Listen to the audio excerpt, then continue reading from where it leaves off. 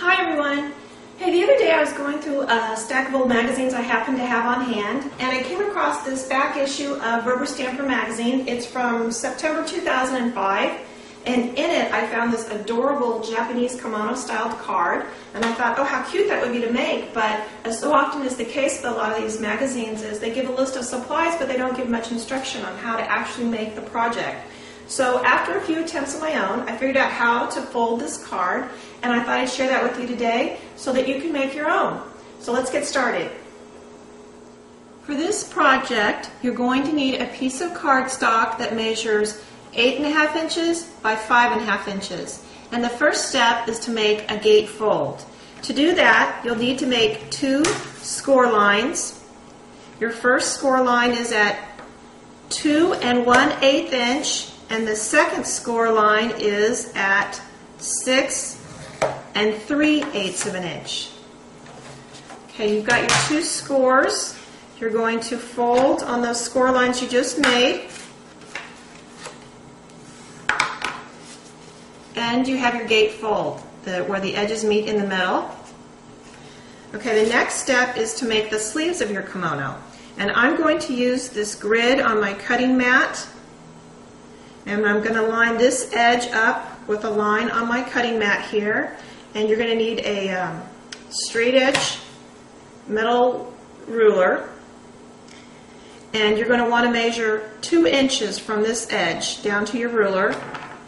So I've lined my ruler up with a line that's 2 inches from the top. And you're going to need an X-Acto knife or hobby blade. And you're going to make a cut on this fold and on this fold. And your cuts are going to be 3/4 of an inch. So I want to come in 3/4 of an inch from this side and 3/4 of an inch from this side. And you want to have to push that hobby blade down pretty hard to make sure you cut through both with thicknesses of your cardstock. And if you didn't, you can always use a pair of scissors to trim it up. So when you get finished, you'll see you have a cut on each of these folds. Okay, and the next step is to open your card up, and you're going to fold this lower edge below the line that you cut. You're going to fold it in.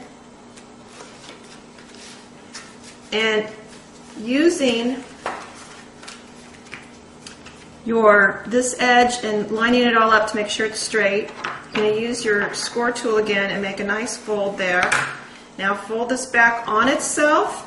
Line this edge up with the fold you just made. Line this edge up with the bottom edge of your card and make another fold. Okay? And you're going to do the same thing on the other side of the card.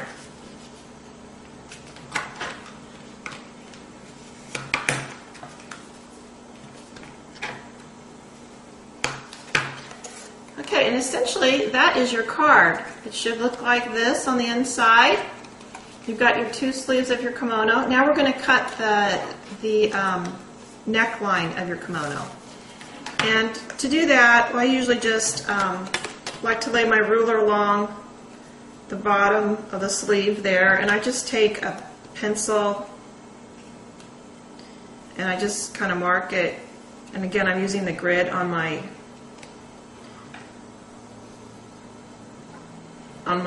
cutting mat here, and I just make 2 lines, pair of scissors,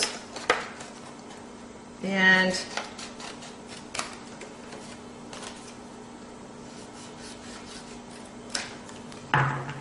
I cut those 2 pieces off.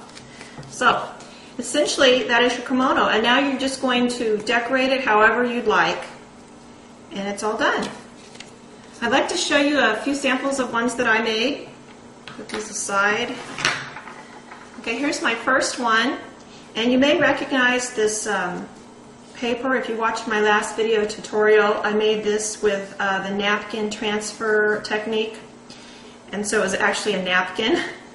Anyway, and then as you can see, I forgot what these are called. They're not cummerbunds, but the little belt for your kimono.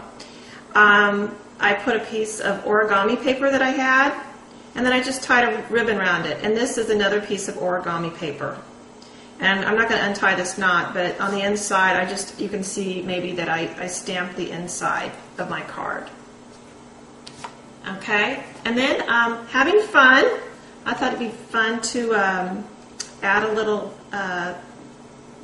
more character to it. Now this one would fit in your standard envelope, but this one you'd probably need an oversized envelope if you were going to mail it. And how I made her is I just cut 2 circles in black, basic black cardstock, and then 1 circle I cut in half and I put that on the front, and then in here I cut a slightly smaller circle and I cut those with my colossal tool, and I cut that and kind of slipped it in between the 2 circles I'd already cut, and I glued everything down. Her bun here is made by just using an oval punch, and I added a little flower for her hair with another punch. I just punched that shape out here. The dragonflies are just stamped and then heat embossed with some clear embossing. And as you can see, well, I guess I can untie this, but see if I can untie it here on the camera without too much trouble. I stamped my message on the inside here. So it's all done. And again, I used another little piece of origami paper I cut and used for her little belt here. Okay, and then maybe you don't need a kimono themed card. Here's another idea. I made it to look kind of like a bathrobe, and I thought this would be really fun if you were having a sleepover party. You could make your invitations look like a bathrobe, or maybe you're serving somebody breakfast in bed. This is be a really fun way you could make a little menu for them. And just the same instructions for making the card. And I just made the little bunny slippers. These were just 2, I punched a circle with a circle punch and cut it in half, and then the eyes and the nose are just smaller circle punches that I used. For the bunny ears, I just used another punch that I had. It was a flower punch, and I just used 2 of the petals for the ears on the bunnies there. And I just closed this one also with a ribbon. In this case, it's the belt for the bathrobe. And you can just stamp your sentiment in there again. So those are my samples. I hope you have fun with this idea, and you can make your own kimono or bathrobe, whatever. Have fun with it. Thanks for joining me. Bye.